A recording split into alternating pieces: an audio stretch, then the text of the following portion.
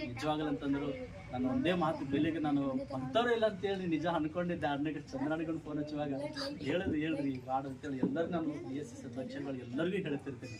ನನಗೆ ಹಣ್ಣು ವಿಶೇಷವಾಗಿ ಪ್ರತಿಯೊಂದರಲ್ಲಿ ನನ್ನನ್ನು ಸಿಗಾಕಿಸ್ಕೊಂಡು ಸೈತಾನ ನನ್ನ ಟಾರ್ಗೆಟ್ದಲ್ಲಿ ಕೆಲವು ವಿಷಯಗಳಲ್ಲಿ ಸಿಗಾಕಿದ್ರೆ ಅಣ್ಣನ ಮುಖಾಂತರವಾಗಿ ಅದನ್ನು ಪ್ರತಿ ವಿಷಯದಲ್ಲೂ ದೂರ ಮಾಡ್ತಾರೆ. ಅಣ್ಣನ ಅಂದರೆ ದೇವರು ಹಣ್ಣನ ರೂಪದಲ್ಲಿ ಬಂದು ನನ್ನನ್ನು ಎಲ್ಲಿ ಹೋಗ್ಲಾರ್ದೆ ಕುಂತಲ್ಲಿ ಎಲ್ಲ ಪರಿಹಾರವಾಗದಂಗೆ ಮಾಡ್ಕೊಂಡಿದ್ದಾರೆ.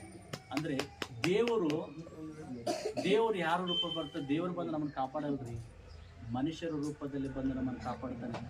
ಇವತ್ತಿನಿಂದಲೇ ನಿಜವಾಗಿ ನಾನು ದುಃಖದ ವಿಷಯಗಳು ಇವತ್ತಿನಿಂದಲ್ರಿ ನನ್ನ ಹೆಂಡತಿ, ನನ್ನ ಅತ್ತೆ, ಮಾಮನ ಎಲ್ಲರೂ ನನ್ನ ಪ್ರೀತಿಯಿಂದ ತುಂಬ ಪ್ರೀತಿ, ಅತ್ತೆ ಮಾಮ, ತಂದೆ ತಾಯಿ ಸಮಾನದಾಗ ನೋಡ್ಕೊಂಡಿರ್ತಕ್ಕಂಥ ಇವತ್ತಿನ ಎಲ್ಲವನ್ನು ಕಳ್ಕೊಂಡು ನನ್ನ ಜೀವನ ಏಕಾಂಗಿಯಾಗಿ ಜೀವನ ಮಾಡ್ತಾ ಇದ್ರೆ ಇವತ್ತಿಂದಲ್ಲಿ ಗೊತ್ತಾ, ನನ್ನ ಸೇವೆ ಮಾತ್ರ ಯೇಸು ಸ್ವಾಮಿನ ಬಿಡುವಂಥವನಲ್ಲ ನಾನು. ಯೇಸು ಸ್ವಾಮಿ ಹೇಳಿದಾನೆ, ಯಾವನಾದರೂ ದೇವರ ರಾಜ್ಯಕ್ಕಾಗಿಯೂ ನನ್ನ ನಿಮಿತ್ತವಾಗಿಯೂ ಸುವಾರ್ಥ ನಿಮಿತ್ತವಾಗಿಯೂ ಮನೆಯನ್ನಾಗಲಿ ಅಣ್ಣ ತಮ್ಮಂದಿರನಾಗಲಿ ಹೆಂಡ್ರನಾಗಲಿ ಮಕ್ಕಳನ್ನಾಗಲಿ ಬಿಟ್ಟು ಅವನಿಗೆ 100ರಷ್ಟು ಪ್ರತಿಫಲ ಕೊಟ್ಟೆ ಅಂತ ನಾನು ಹೇಳಿದ್ದೇನೆ. ಅದು ನನ್ನ ಜೀವಿತದಲ್ಲಿ ನಾನು ನಡೆಯುತ್ತೇನೆ, ಅದೇ ನನ್ನ ಜೀವಿತದಲ್ಲಿ ನಡೆಯುತ್ತೆ ಅಂತ ನನ್ನ ಪ್ರತ್ಯೇಕ ಕೆಲವು ವಾಕ್ಯಗಳು ನನಗೆ ಭಾಳ ಧೈರ್ಯಪಡಿಸ್ತಿರ್ತಾರೆ.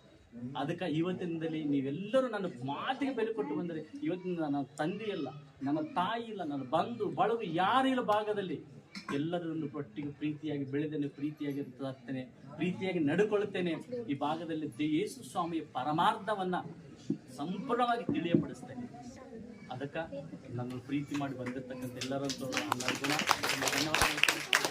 ಎಲ್ಲರಿಗೂ ಕ್ರಿಸ್ಮಸ್ ಹಬ್ಬದ ಅಂಗವಾಗಿ ಮತ್ತೊಂದು ಅತ್ಯಂತ ಶುಭಾಶಯಗಳನ್ನು ಸಲ್ಲಿಸ್ತೇನೆ. ಈಗ ಸನ್ಮಾನ ಕಾರ್ಯಕ್ರಮ ಮಾಡ್ತಿದ್ದೇನೆ ನಮ್ಮ ಮಧ್ಯದಲ್ಲಿ. ಮುಖ್ಯವಾಗಿ ಯಾಕಂದರೆ ನಾವು ಅರಸರುಗಳಾಗಿರ್ಬೋದು, ಯಾರೇ ಆಗಿರ್ಬೋದು, ದೈವ ಸೇವಕರು ನಮಗೆ ಇಷ್ಟು ವಾಕ್ಯಗಳನ್ನು ಕಲಿಸುವುದಕ್ಕಾಗಿ ಒಂದು ಮಾತಿಗೆ ಆ್ಯಕ್ಚುಲಿ ಬ್ರದರ್ ಬರಬೇಕಾಯಿತು, ಅಣ್ಣನವ್ರು ಬರಬೇಕಾಯಿತು.